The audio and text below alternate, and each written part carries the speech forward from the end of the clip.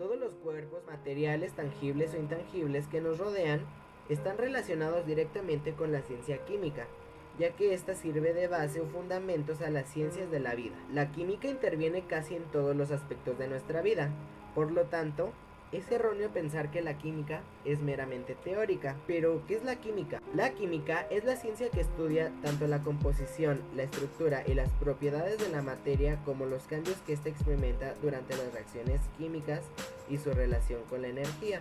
La química moderna se desarrolló a partir de la alquimia, una práctica protocientífica de carácter filosófico que combinaba elementos de la química, la metalurgia, la física, la medicina, la biología, entre otras ciencias y artes. Esta fase termina al ocurrir la llamada revolución de la química, basada en la ley de conservación de la materia y la teoría de la combustión por oxígeno, postuladas por el científico francés Antoine Lavoisier. La historia de la química. Primeros rastros de la química. Cuando se encendieron una rama seca, quizás por accidente, los antiguos seres humanos se asustaron. Luego se acercaron a investigar preguntándose por esos colores que se movían y generaban calor y luz.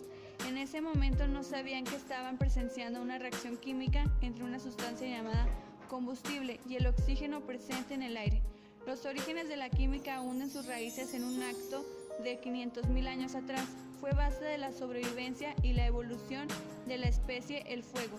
Una vez dominó géneros, otras reacciones alteró las estructuras de los alimentos, creándose el arte de la cocina, coció el barro y fue el principio de la alfarería.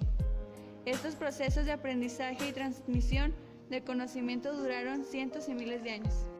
La química tiene 6 periodos. El primer periodo es el prehistórico, que inicia en la era primitiva y termina 500 años antes de Cristo. Este tuvo el hombre primitivo usando el fuego. En China, la seda artificial, papel, pólvora, porcelana y pintura.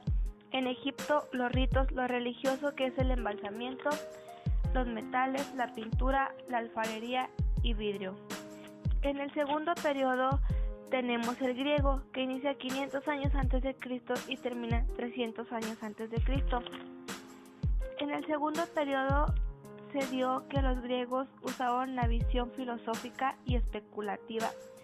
Empédocles usó los elementos tierra, aire, fuego y agua como las propiedades frío, humedad, caliente y seco. En el tercer periodo tenemos la alquimia, que inicia 300 años antes de Cristo y termina 1500 después de Cristo. En el año 642 después de Cristo se dio la quema de Alejandría. También se dio Egipto y Mesopotamia, como también la piedra filosofal y panacea universal. En la cuarta se dio la troquímica, que inicia 1500 después de Cristo y termina en el año 1660 después de Cristo. Aquí se dio la química médica, la Paracelso, que inicia en 1493 y termina en 1541 después de Cristo, y el método experimental. Tenemos el quinto periodo, que es el flogisto, que inicia en 1660 después de Cristo a 1770 después de Cristo. En este tenemos que Robert Boyle en 1661 después de Cristo diferencia entre sustancias, la ley de Boyle, como también George Stahl en 1700 después de Cristo encuentra lo de flogisto y sustancias del fuego.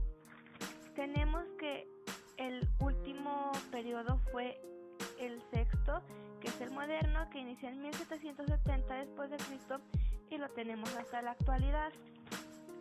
En este, como bien sabemos, Lavoisier en 1770 usó la combustión, respiración y calcinación. Los asombrosos descubrimientos y aplicaciones de la química continuaron en el siglo pasado, destacándose la radioactividad, que hasta hoy se aplica en medicina, energía nuclear y aplicaciones industriales, que se plasmó en la historia en el nombre de Marie Curie. El que cambió el estudio de la química fue el que instauró Carl Pauling al plantear la esencia del enlace químico. Además, se le considera fundador de la biología molecular.